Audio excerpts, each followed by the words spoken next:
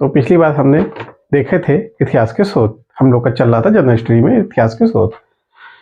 तो इसी के आगे बढ़ते हैं और आज हम कुछ स्रोतों का थोड़ा सा विस्तार करेंगे, जिसमें मुख्य रूप से वेद हैं। वेदों से क्वेश्चन पहले भी आए हुए हैं, आगे आने की संभावना भी बनती है। हमको इन क्वेश्चनों को ध्यान रखना है, यहाँ से क्वेश्चन आए तो गलत नहीं होना चाहिए, बहुत इजी क्वेश्चन आते हैं। चलिए तो देखते हैं। जो वेद आते हैं वो आते हैं हमारे साहित्यिक स्रोत के अंतर्गत आते हैं वेद। ठीक, वेदों की संख्या है 4, जिसमें से 3 वेद त्रयी में आते हैं। कौन कौन से हैं? ऋग्वेद, यजुर्वेद और सामवेद। बाकी जो बचा आपका अथर्ववेद, यह वेद त्रयी में नहीं आता। क्या रीजन है? ऐसा माना जाता है कि जो ये तीनों वेद हैं, इनकी रचना की आर्यों ने।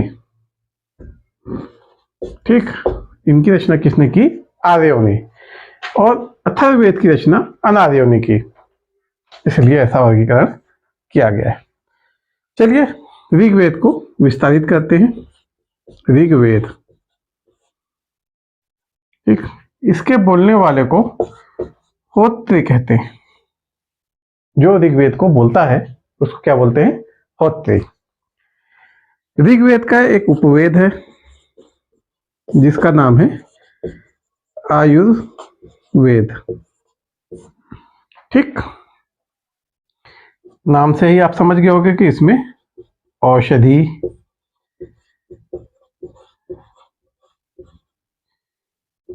चिकित्सा संबंधित उल्लेख है आपका आयुर्वेद में और ऋग्वेद के जो उपवेद है।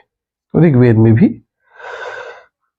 ध्यान रखिएगा, जो आयुर्वेद में है आपका, है ना, यहाँ पे जल से चिकित्सा, मतलब जितने भी प्राकृतिक चीजों से उनसे होने वाली चिकित्साओं का उल्लेख है यहाँ पे। ठीक, इसी आयुर्वेद में च्यवन ऋषि के दोबारा जवान होने का भी उल्लेख है। ठीक, किसका? च्यवन ऋषि का, जो च्यवनप्राश बना के दोबारा जवान हुए थे। तो वहीं से वो च्यवनप्राश का जो निर्माण जो आप च्यवनप्राश सुने हो ना, वो भी इन्हीं से संबंधित है, च्यवन ऋषि से। ठीक, ऋग्वेद में मुख्य रूप से देवताओं की क्या है? स्तुतियां लिखी गई हैं। ऋग्वेद में 10 मंडल हैं। ठीक, कितने मंडल हैं? 10 मंडल हैं, जिसमें पहला और 10वां नवीनतम है। ठीक, 10वें मंडल में जो वर्णों का उल्लेख है, कौन से 4 वर्ण थे? जो वैश्य, क्षत्रिय आपका ब्राह्मण, वैश्य, क्षत्रिय और शूद्र, ये जो 4 वर्ण है उनका उल्लेख किस नंबर पे है? 10वें मंडल पे है। बाकी मंडल देखिए थोड़ा सा, 2, 3, 4, 5, 6, 7, 8 और 9। 2 की रचना ग्रत्समद ने की, 3 की रचना विश्वामित्र ने की, 4 की रचना वामदेव ने की, 5 की रचना अत्रि ने की, 6 की रचना भारद्वाज ने की, 7 की वशिष्ठ ने की, 8 की कण्व ऋषि ने की। इतने ऋषियों के नाम थोड़ा सा ध्यान रखिएगा, कभी कभी पूछ लेता है कि चौथे मंडल की रचना किसने की? वामदेव ने की। 5वें मंडल की किसने की? 9वें मंडल में क्या खास है कि यहाँ पहली बार सोमदेव का उल्लेख किया गया है, जिनका संबंध किससे है? सोमरस से। ठीक,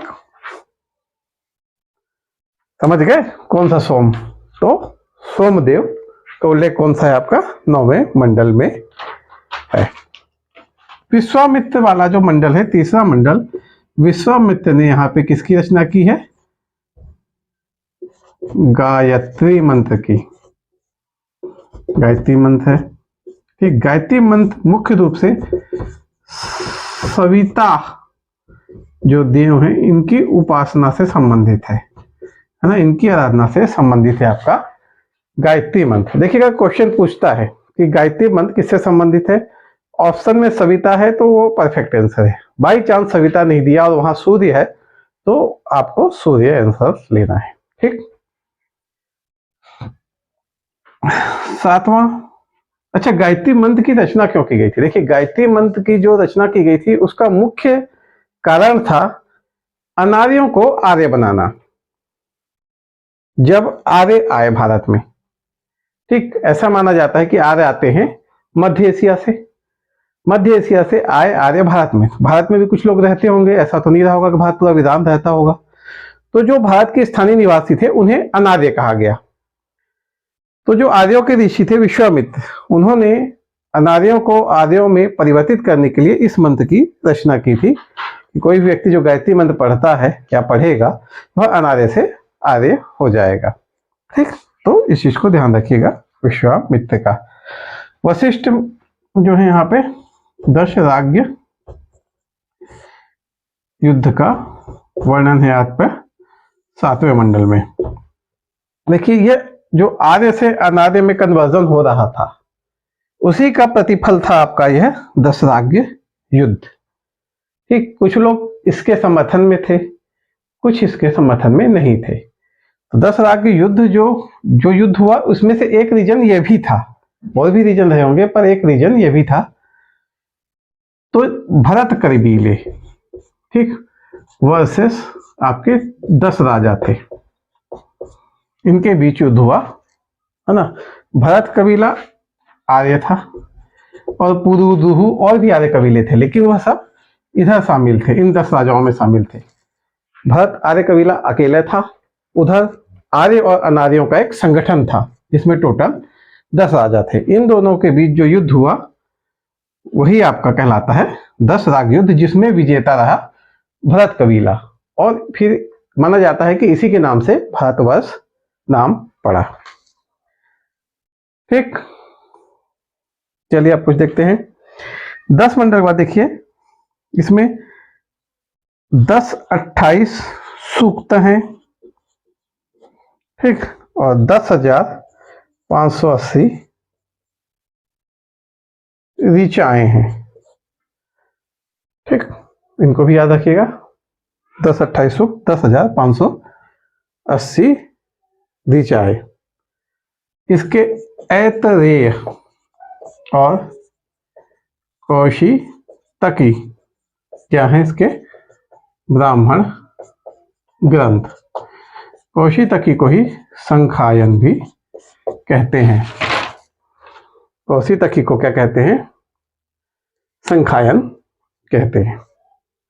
ठीक, ये है आपका पूरा ऋग्वेद। ऋग्वेद के बाद में एक खास विशेषताएं है ना, कहाँ लिख दूं, मिटा देता हूं इसको ना। ऋग्वेद में कुछ विशेष चीजें जानते हैं हम, कुछ विशिष्ट, प्राचीनता से संबंधित नहीं है ये, नवीनता से संबंधित है इसके। चलिए देखिए 10 वाक्य को हम एक विशेष कहते हैं कि 10 वाक्य बोलो सॉरी, ऋग्वेद को, जो ऋग्वेद है इसको विश्व मानव धरोहर में 2007 में यूनेस्को ने शामिल किया। ठीक, 1500 से 1800 ईसा पूर्व की करीब 30 पांडुलिपियां सम्मिलित की गई। ठीक, इनकी कैटेगरी क्या थी, सांस्कृतिक धरोहर में शामिल था ये, सांस्कृतिक विश्व मानव सांस्कृतिक धरोहर है ना। और एक और याद कीजिएगा, इसका नाम है आपका UNESCO memory of the, UNESCO memory of the world record में रखा गया है इसको। ठीक, ये इसकी कुछ इंपॉर्टेंट जानकारियां ऋग्वेद के बारे में यूनेस्को से संबंधित। देखिए ऋग्वेद के बाद अगला वेद है आपका यजुर्वेद।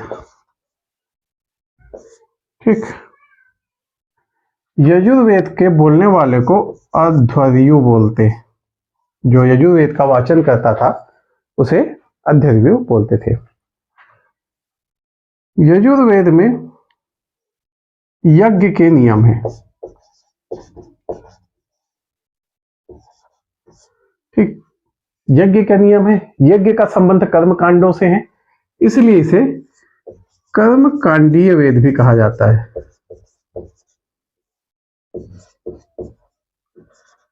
ठीक, क्या कहा जाता है? कर्म कांडीय वेद। एक और चीज, यजुर्वेद पद्य और गद्य, पद्य और गद्य दोनों में लिखा गया है। ठीक, ऐसा वेद है जिसमें पद्य और गद्य दोनों ही में इसको लिखा गया है। यजुर्वेद दो पार्ट हैं इसके, शुक्ल यजुर्वेद, कृष्ण यजुर्वेद। ठीक, दो पार्ट है, शुक्ल यजुर्वेद और कृष्ण यजुर्वेद। शुक्ल यजुर्वेद पद्य में है, कृष्ण यजुर्वेद गद्य और पद्य दोनों में है। ठीक, ये है आपका। अब यजुर्वेद का उपवेद देखते हैं। यजुर्वेद का उपवेद है धनुर्वेद। इसमें युद्ध कला का वर्णन है। यजुर्वेद के उपवेद का नाम क्या है? धनुर्वेद, और इसमें युद्ध कलाओं का वर्णन है।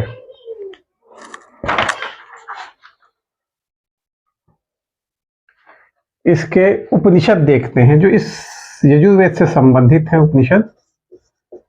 उपनिषद है ईशोपनिषद।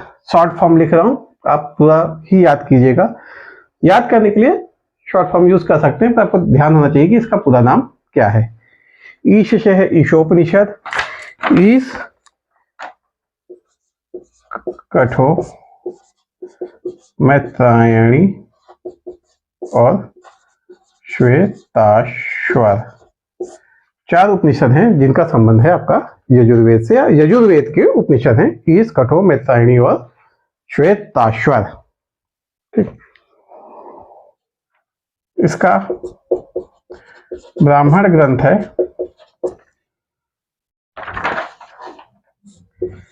शतपथ और तैत्तिरीय। दो ब्राह्मण ग्रंथ है इसके, शतपथ और तैत्तिरीय। देखिए अभी तो जो चल रहा है वो तो सिर्फ फैक्ट चीजें हैं, इनको सिर्फ आपको रटना है ना। अभी जैसे आगे बढ़ेंगे तो इसमें फिर चीजें समझने वाली आ जाएंगी, कैसे समझना है, क्या करना है, वो तो हम आगे जैसे बढ़ते जाएंगे वो चीजें क्लियर होती जाएंगी।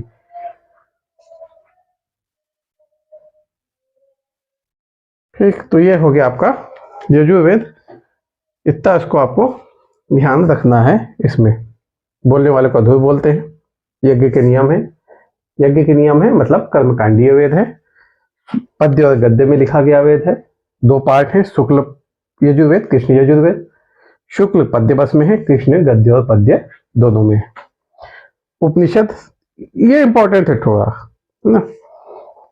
किस वेद के कौन से उपनिषद है, कौन से ब्राह्मण ग्रंथ है, कौन सा उपवेद है, इसको ध्यान रखिएगा, क्वेश्चन बनते हैं।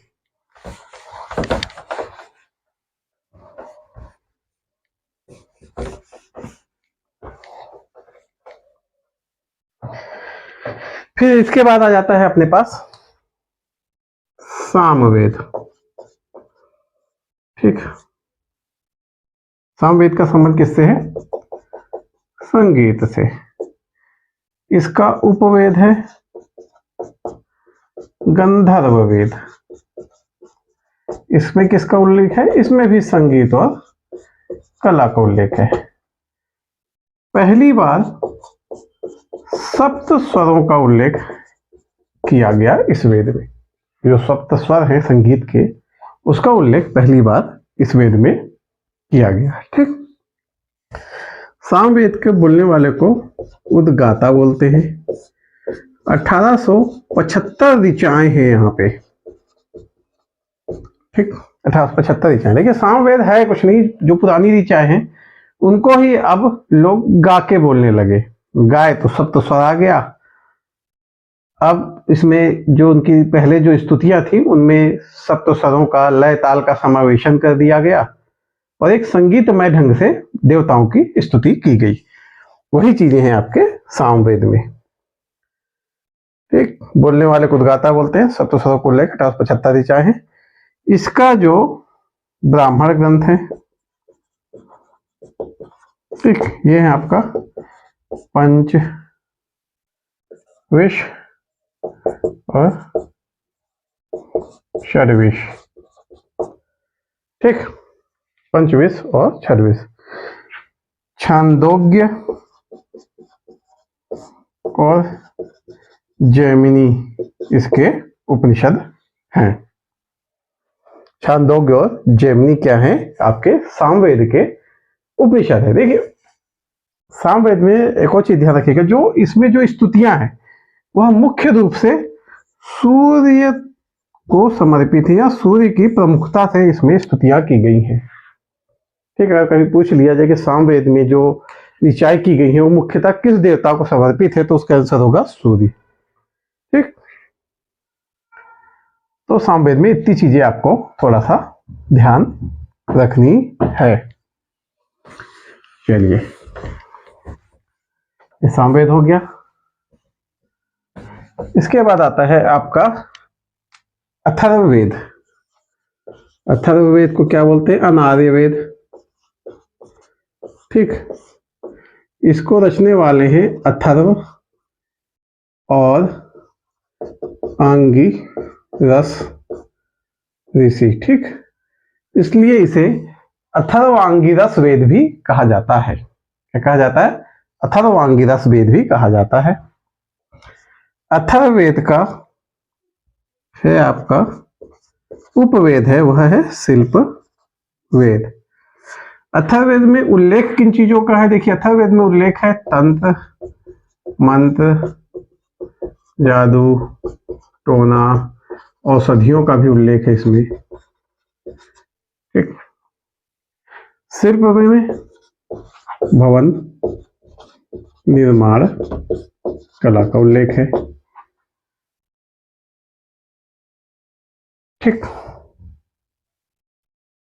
देखिए अभी इसके पहले जो तीनों वेद हैं वहां तो हम लोग क्या कर रहे थे कि देवताओं की पूजा कर रहे थे, मतलब हम उनकी प्रार्थना कर रहे थे, उनको खुश करने की कोशिश कर रहे थे कि वो खुश हो जाएं और हमको हमारी भौतिक आवश्यकताओं की पूर्ति करे। आदमी जैसे पूजा करता है, पूजा क्यों करता है? हे भगवान मैं एग्जाम में पास हो जाऊं, ठीक। ये आप स्तुति की है भगवान की, है पूजा की है। अब उनको नारियल चढ़ाया, अगरबत्ती जलाए, थोड़ा सा ये नारियल अगरबत्ती जलाना ये कर्म कांड है। लेकिन जो आप मन में बोलते हो कि हाँ हाथ जोड़ के कि हाँ भगवान मैं एग्जाम में पास हो जाऊं, ये स्तुति हो गई, ठीक। इसलिए स्तुति की है अपनी भौतिक आवश्यकताओं की पूर्ति के लिए। जब हम अथर्ववेद के काल में पहुंचते हैं तो वहां पे क्या ऋषिगण धीरे धीरे जाने चीजें, समझे चीजों को, उनको ऐसा लगा कि अब हम इनको कंट्रोल कर सकते हैं। मतलब अब हम भगवान से ये नहीं मांग रहे कि हम आपकी स्तुति करें, आप हमको कृतज्ञ, हमको आशीर्वाद दीजिए। अब करें कि हम तंत्र मंत्र से आपको ऐसा बांध देंगे कि आपको हमारा ये जो है आवश्यकता की पूर्ति करनी पड़ेगी। तंत्र मंत्र क्या होता है? वही है कि हम उनको कंपेल कर रहे हैं कि हम आपको तंत्र मंत्र से ऐसा बांध दे रहे हैं कि अब आप हमको, मतलब उनको जबरदस्ती, एक तरह से मतलब जबरदस्ती करना, नहीं आपको करना ही पड़ेगा। तो ये सारी चीजें थोड़ा सा अथर्ववेद में आ गई थी उस समय तक कि हम स्तुति ना करके उनको कंपेल कर रहे थे कि नहीं आपको करना ही होगा इन चीजों को, है ना, जब भी हम चाहे हमारी भौतिक पूर्ति करनी ही होगी, ठीक। अथर्ववेद को जो बोलता है उसे बोलते थे ब्रह्मा, ठीक। अथर्ववेद को जो बोलता है उसे बोलते हैं ब्रह्मा। अथर्ववेद में 20 अध्याय हैं, 731 सूक्त हैं, ठीक। 20 अध्याय हैं, 731 सूक्त हैं और लगभग 6000 मंत्र हैं, ठीक। इसका ब्राह्मण ग्रंथ है आपका गंधर्व गोपथ। ठीक, ब्राह्मण ग्रंथ है अथर्ववेद का गोपथ। ब्राह्मण वेद का है आपका, ब्राह्मण है इसका, अथर्ववेद का गोपथ। ब्राह्मण वेद का गोपथ है ना। अब देखिए इसमें उपनिषद है। प्रश्न,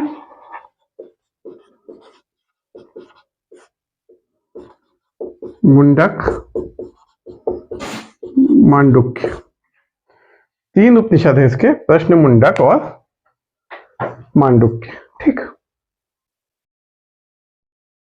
ये आपकी हो गई अथर्ववेद के बारे में, इतनी जानकारी आपको याद रखनी है। इसके बाद एक छोटा सा टॉपिक है आपका, वह है वेदांग। ठीक है, वेदांग क्या है? वेदांग है वेदों को पढ़ने के पूर्व कुछ बेसिक जानकारियां व्यक्ति को होनी चाहिए, वही कहलाते हैं वेदांग। वेदांगों की संख्या है 6।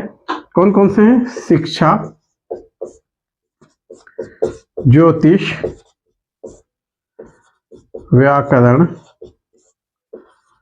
कल्प, निरुक्त, छंद। देखिए यह उस समय वैसा ही था जैसे कि अभी जैसे हमको हिंदी पढ़ना, तो पहले हम हिंदी की लैंग्वेज की बेसिक चीजें सीखते हैं। अक्षर क्या हो गए, उसकी रचना कैसी होगी, अक्षरों की व्युत्पत्ति कैसी हुई, है ना, भाषा विज्ञान क्या था, ये हम आज कोई भी जो बेसिक हमारी जो भी एजुकेशन चालू होती है वो यहीं से चालू होती है। जब हम उस बेसिक एजुकेशन को लेंगे तभी हम उसके आगे की बुक्स पढ़ पाते हैं। हम आज कोई भी बुक पढ़ने में सक्षम इसलिए हैं क्योंकि हमने लैंग्वेज का बेसिक्स पढ़ा हुआ है ना। उस समय भी वेदों को पढ़ने के पूर्व इन वेदांगों को पढ़ना पड़ता था, तभी जाके वेदों के सही अर्थ या उनको लोग पढ़ पाते थे, जो वेदांगों की रचना की गई थी। इसलिए शिक्षा में देखिए क्या है, उच्चारण विधि है, ज्योतिष में भाग्य फल है, ठीक, कल्प में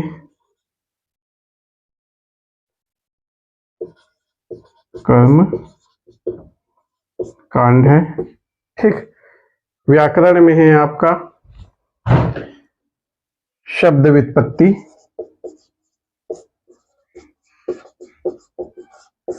व्याकरण में है शब्द व्युत्पत्ति, व्याकरण में है शब्द व्युत्पत्ति, निरुक्त में है भाषा विज्ञान, और छंद में है आपका चतुष्पदीय श्लोक। ये है आपके 6 वेदांग।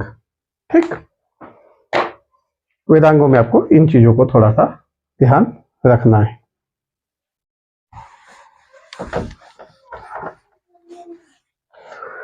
देखिए वेदांग के बाद अगला चीज है महाकाव्य। महाकाव्य में 2 है हमारे पास, एक है महाभारत और दूसरा है रामायण। कुछ बेसिक चीजें हमको ध्यान रखनी है। महाभारत की रचना की व्यास ने, सभी जानते होंगे, है ना। महाभारत की रचना सभी के व्यास ने की है। महाभारत में ध्यान रखिएगा पहले लगभग 8,800 श्लोक थे। ठीक, जब उसमें रचनाएं हुई थी महाभारत की, उससे लगभग उसमें 8,800 श्लोक थे। अभी लगभग 24,000 श्लोक है इसमें, 24,000 से अधिक श्लोक है।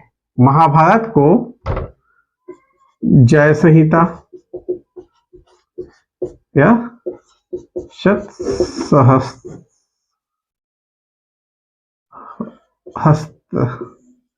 संहिता, जय संहिता और शत सहस्त्र संहिता भी कहते हैं। ठीक, उसके बाद आता है रामायण। देखिए रामायण में एक डिटेल बस याद रखिए, हिंदू यवन शकों के संघर्ष का उल्लेख है रामायण में। इन दोनों ग्रंथों को बहुत ज्यादा ऑथेंटिक नहीं मानते, क्यों? क्योंकि इसमें ऐसा मानना है कि कल्पनाओं का ज्यादा ही समावेश किया गया है। ठीक, इसको थोड़ा सा बस इतना ही ध्यान रखना, क्या नाम है, श्लोक नहीं भी याद रखो चलेगा, लेकिन नाम याद रखिएगा। जय संहिता, सतसहस्त्र संहिता, महाभारत को कहते हैं। रामायण को हिंदी यवन शकों ने किया, और रामायण के रचयिता कौन है? वाल्मीकि। ठीक, वाल्मीकि जी हैं रामायण के रचयिता। इसके बाद जो हमने देखा था पुराण, देखिए पुराणों की संख्या कितनी है? 18। रचना करता है लोम, हर्ष और उग्र सवा। ठीक, इतना ही आपको पुराण में ध्यान रखना है। और बाकी आगे पढ़ेंगे किस पुराण में क्या डिटेल है, कोई सब पुराण नहीं पढ़ना है। जहां जहां डिटेल आती जाएंगी, किसी किसी पुराण में कुछ कुछ स्पेसिफिक डिटेलें हैं, वो जब उस समय जो भी इतिहास का हम चीजें पढ़ेंगे उसी समय उसको तुरंत तुरंत देख लेंगे, है ना।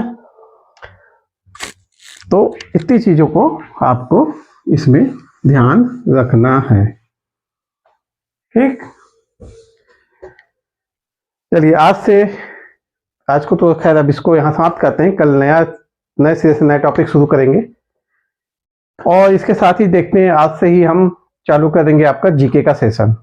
ठीक, छत्तीसगढ़ का और इंडियन जीके का, वो कंटिन्यू फिर चलेगा। ठीक है, फिर आज को जो सेशन है इसको यहीं समाप्त करते हैं। आप लोग अपने स्टडी में कंटिन्यू रहिए और बढ़िया से पढ़ाई कीजिए। चलिए, ओके।